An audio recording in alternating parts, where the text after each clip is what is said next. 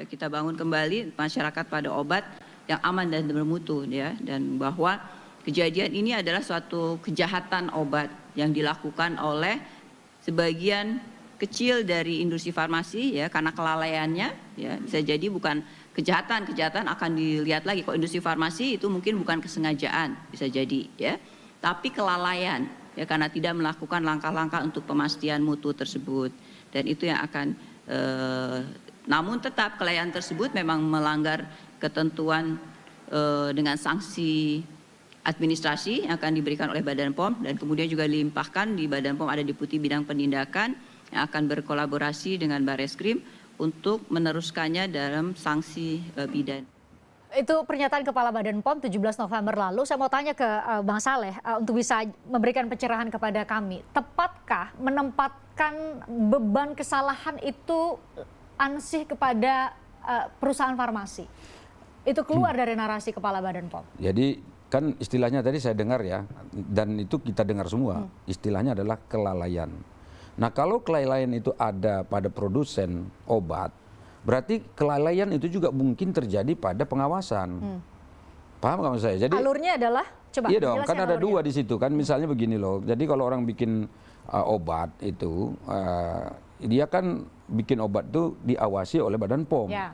Lalu nanti ada uji klinis dan seterusnya, itu juga diawasi ketat oleh Badan POM. Ya. Nah lalu ada laporan juga dari produsen ke Badan POM.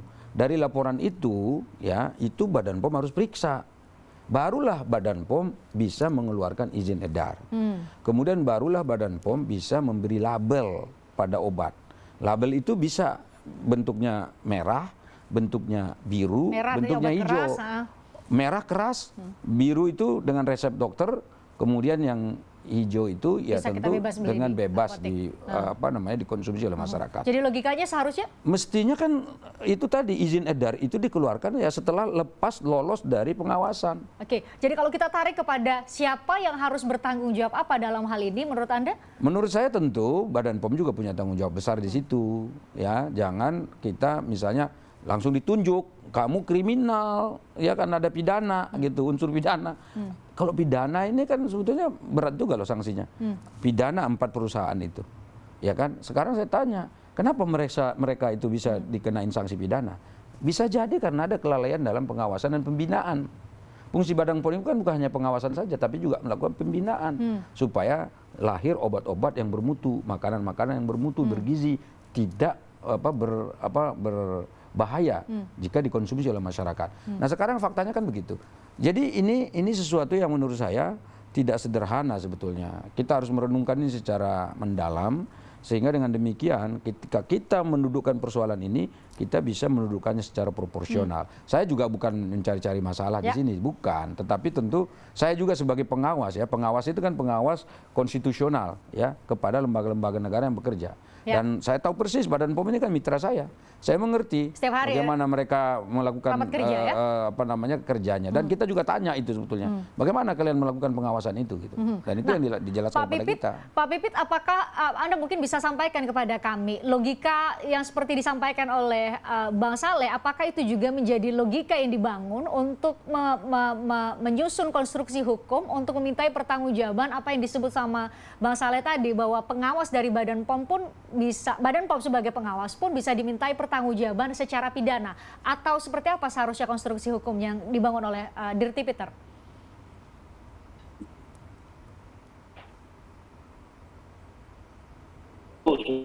Dari awal konstruksi hukum kita juga ke sana. Jadi namun demikian kita juga kan perlu secara formil dan materialnya yang sudah terpenuhi, secara formil dan materialnya kita lakukan lebih dulu. Ya kan, ini lebih dulu, kemudian juga ditemukan juga ada player yang juga mengoplos. Itu kan undang-undangnya yang kita gunakan bukan hanya undang-undang kesehatan maupun perlindungan konsumen. Yang kita kenakan kan ada pemalsuan merek dan yang lain-lain. Bahkan nanti kita akan mendalami dengan pasal-pasal KUHP, pasal 359, pasal 360 ya, karena kelalaiannya ya berakibat pada meninggal. Oke, Bang Saleh, menurut Anda sudah on the track apa yang dilakukan oleh Dirti Peter? Menurut saya khusus produsen yang diduga memang mencampur secara sengaja etilen glikol di dalam obat itu, dan sementara etilen glikol ini berbahaya, itu sudah betul. Bahwa memang kepolisian harus mengusut itu. Ya, siapa yang salah harus diusut. Hal lain? Nah, kan yang saya persoalkan itu adalah bagian dari pengawasannya gitu loh. Kan memang ada unsur kesengajaan mungkin ya mencampur itu. Nah, itu kenapa bisa sengaja? Mungkin saja ada kelalaian dari pengawasannya. Itu seharusnya dikejar oleh. Nah, menurut saya itu menurut Anda? bukan, maksud saya begini loh, bukan hanya persoalan dari produsen yang sengaja ini yang harus kita usut tuntas, tetapi yang melakukan pengawasan itu juga harus kita minta pertanggungjawabannya. Kalau bahasa saya begitu, jadi supaya ini tidak hanya lempar tanggung jawab. Kan enak juga dong kalau pengawas ngomong, oh bukan salah saya, kan mereka yang melakukan kejahatannya gitu. Nah, lalu kamu ngapain? Melakukan pengawasan enggak? Melakukan pembinaan enggak? Gitu loh. Apakah prosedur produksi obat itu sudah sesuai dengan apa yang semestinya? Gitu loh. Pak Sobirin, kalau dari kacamata administrasi, Anda sebut maladministrasi, itu yang logika yang disampaikan oleh Bang Saleh tadi itu yang menjadi dasar Ombudsman menyebut ada maladministrasi. Lantas apa muara nanti, ujungnya nanti ketika memang ada pembuktian, apakah ada proses pembuktian maladministrasi atau sanksi apa yang bakal diberikan kepada lembaga, dalam hal ini adalah Badan POM, ketika terbukti melakukan maladministrasi? Apakah ada apa berikutnya?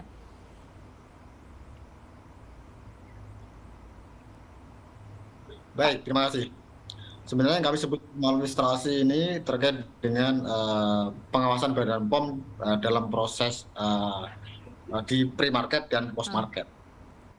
Karena apa? Karena pre-market ini yang sebenarnya juga bagian penting dari pengawasan, dan ternyata dalam pre-market ini yang tadi disebut oleh kepolisian itu diduga ada kesalahan di mana campuran obat sirup yang seharusnya itu propilen glikol itu dicampur dengan etilen maupun detilen glikol. Ini penting. Yang kedua, di post-marketnya ini kami menduga bahwa pharmacovigilance yang seharusnya bekerja dengan baik, pharmacovigilance di perusahaan farmasi yang seharusnya melaporkan hal-hal yang yang dialami di lapangan dengan baik, ini sepertinya tidak berjalan dengan baik. Dan pusat pharmacovigilance ini ada di Badan POM. Maka sebenarnya proses pharmacovigilance yang seharusnya dilakukan dengan baik oleh pihak Badan POM ini menjadi poin di mana ternyata ada masyarakat yang menjadi korban daripada obat yang beredar, diduga obat tersebut dicampur dengan bahan pelarut yang tidak sesuai dengan ketentuan. Yang seharusnya ketentuannya dicampur dengan propilen glikol, ternyata dicampur dengan etilen glikol yang itu adalah zat yang berbahaya. Oleh karena itu Ombudsman menyasar ini sebagai maladministrasi dalam proses pengawasan oleh Badan. Oke, Pak Pipit, secara kemudian satu lagi ada. Oke, silakan dilanjutkan Pak Sobirin. Sebenarnya ya Kementerian Kesehatan juga menurut saya sampai saat ini itu belum mengumumkan sebenarnya GGAPA ini penyebabnya apa. Kalau memang berdasarkan penelitian, berdasarkan daripada hasil uji laboratorium itu memang mengandung atau kemudian ditemukan adanya zat yang disebut dengan etilen dan propilen glikol tersebut, maka harus diumumkan kepada publik.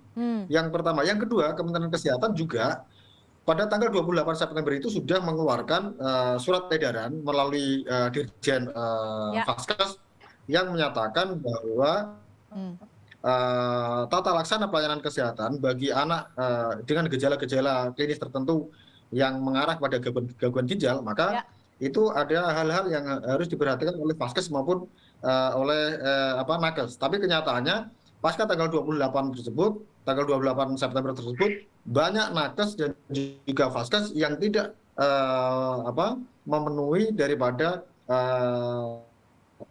isi kandungan dari surat edaran.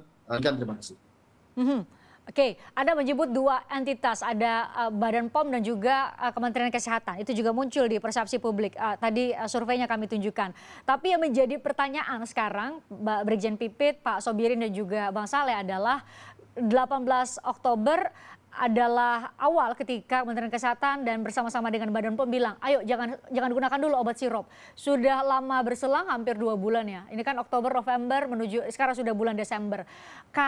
Apakah ini adalah proses yang terlalu lama dengan hanya ada 4 tersangka, atau seharusnya menurut Bang Saleh nanti sudah sampai di titik mana proses pembenahan oleh semua lembaga yang sama-sama satu hal yang mau kepentingan kita semua ini tidak terulang lagi. Saya akan tanyakan kepada sejumlah narasumber usai jeda di obrolan malam.